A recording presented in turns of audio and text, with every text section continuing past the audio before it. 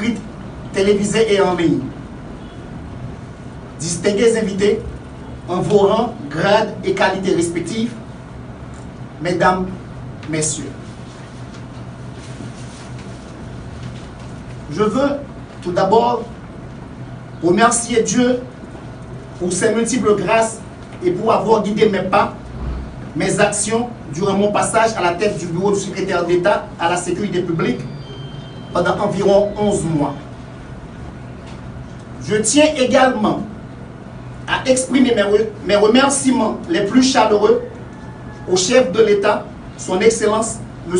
Jovenel Moïse, et au Premier ministre, M. Joseph Jout, pour la confiance qu'ils m'ont témoignée. À chacun de vous, en vos rangs, grades et qualités respectives, qui m'ont aidé à faire œuvre qui vaille, plus particulièrement les membres de mon cabinet, les brigadiers, et de manière très spéciale, M. Jean-Marie Claude Germain, mon chef de cabinet, M. Luc Echer Joseph, un bon collaborateur à la primature, M. Gary Bernadotte, un ami, un frère, un compagnon de terrain, et sans oublier la directrice de cabinet du Premier ministre, Mme Guerline Pierre. Vous tous, amis, collègues et collaborateurs, je vous prie de croire en ma gratitude.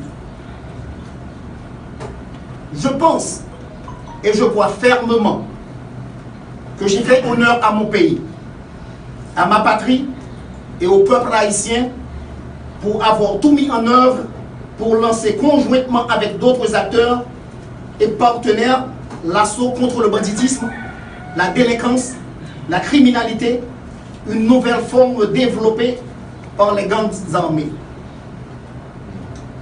À M. Franz Sébastien Jean-Charles, je formule tous mes vœux de succès.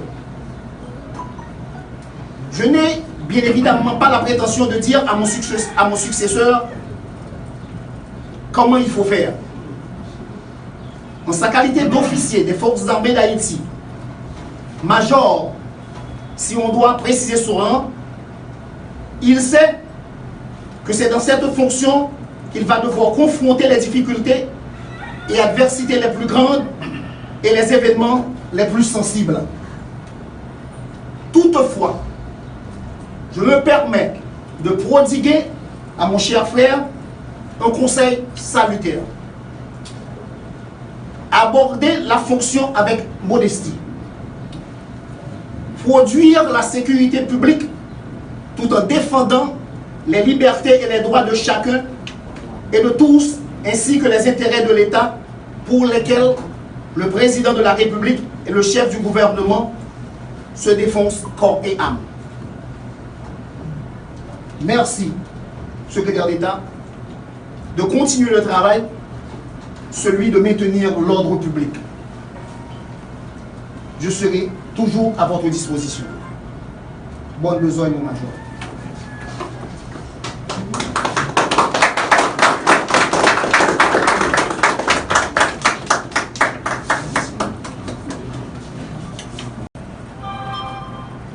J'ai l'insigne honneur de présider aujourd'hui la cérémonie d'installation d'un nouveau secrétaire d'État à la sécurité publique en ma qualité de ministre de la Justice et de la Sécurité publique. Au nom du président de la République, son Excellence M. Jovenel Moïse, et du Premier ministre, M. Joseph Jout. Permettez-moi de remercier le secrétaire d'État sortant, l'ex-capitaine Tacite Toussaint, pour les efforts consentis dans le cadre de ses attributions. Dans le cadre de la dynamique institutionnelle et en vue de donner un souffle nouveau à la Secrétairie à la sécurité publique qui joue un rôle majeur dans la planification, la supervision et le suivi de la politique sécuritaire du gouvernement, le président de la République a approuvé par arrêté en date du 12 février 2021 la nomination du citoyen Franz Sébastien Jean-Charles au poste de nouveau secrétaire d'État à la sécurité publique. Inspecteur général Jean-Charles,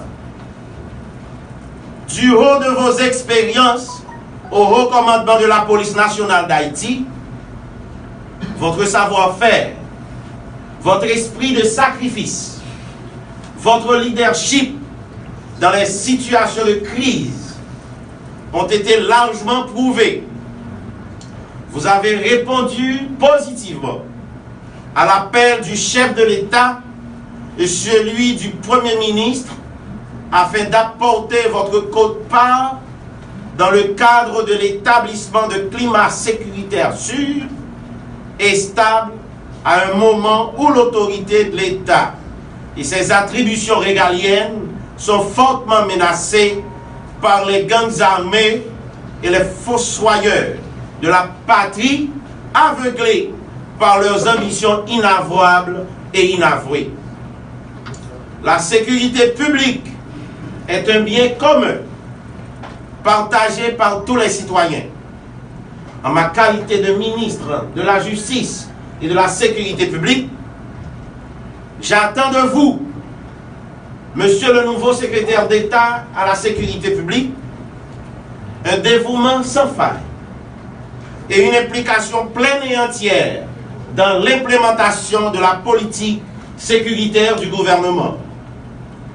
Je fais foi en votre capacité à travailler dans des situations difficiles avec toutes les autres entités étatiques qui jouent un rôle majeur dans l'établissement de la sécurité, plus spécialement la police nationale d'Haïti. L'heure n'est pas à la parole, mais à l'action. À une action forte, concertée, efficace et efficiente, capable d'améliorer rapidement le quotidien de nos concitoyens en mettant fin aux actes de kidnapping et en permettant à l'État de prendre le contrôle des zones dites de non-droit. Vous êtes face à un nouveau défi. Il est de taille, mais qui en vaut la peine. Celui de se mettre au service de la patrie commune. Le chef de l'État, le chef du gouvernement et moi, votre supérieur hiérarchique immédiat, allons suivre scrupuleusement vos actions. En cette période difficile où des forces anti-progrès et antidémocratiques ne jurent que par l'instabilité et le chaos pour tenter de s'accaparer par la violence le pouvoir du peuple haïtien. L'ordre doit rayer dans la cité. Je m'intéresse peu aux manipulés et aux hommes de main.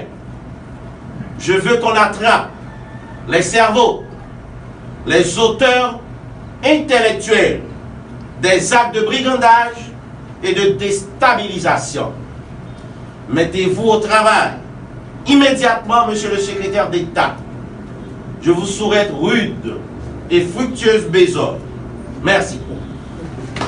D'abord, avant tout propos relatif à mon allocution circonstanciée du jour, permettez-moi de figer cet instant, celui de ce moment précis, pour exprimer avec beaucoup d'humilité et de fierté ma reconnaissance, ma gratitude et mes remerciements à l'endroit du président de la République, son Excellence M. Jovenel Moïse, du Premier ministre et président du Conseil supérieur de la police nationale, son Excellence M. Joseph Jout, et du ministre de la Justice, M. Rockefeller Vincent, qui m'ont fait l'insigne honneur de jeter leur dévolu et porter leur choix sur ma personne pour être à la tête de la secrétairerie d'État à la sécurité publique.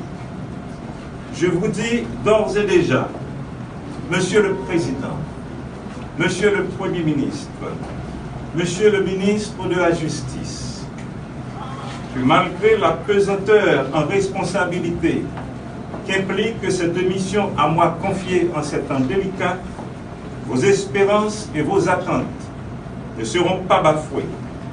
Et je vous promets, en respectant vos ordres de route, de m'acquitter de ma tâche avec beaucoup de patriotisme, d'engagement et d'énergie, en mettant en œuvre toutes mes capacités et compétences à la hauteur de ma fierté pour continuer à servir ce pays que nous chérissons tous.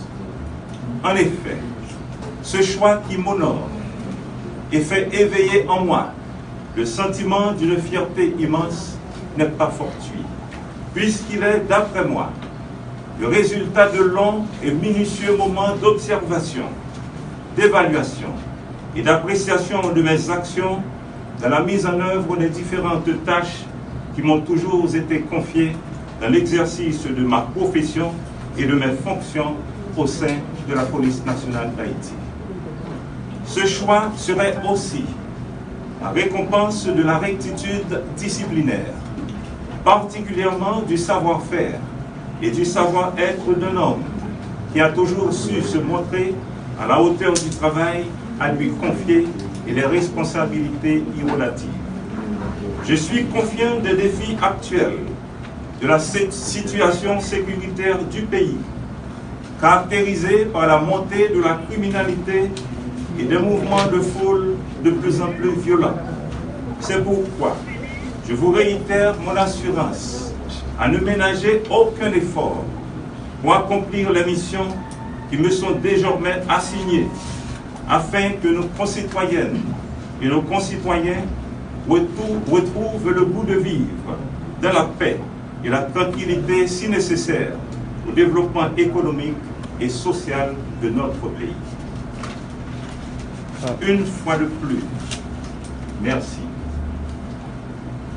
Monsieur le secrétaire d'État sortant, comme moi, ancien officier des forces armées d'Haïti, je sais parfaitement comment notre alma mater nous a forgés en nous dotant de capacités pour servir efficacement notre pays.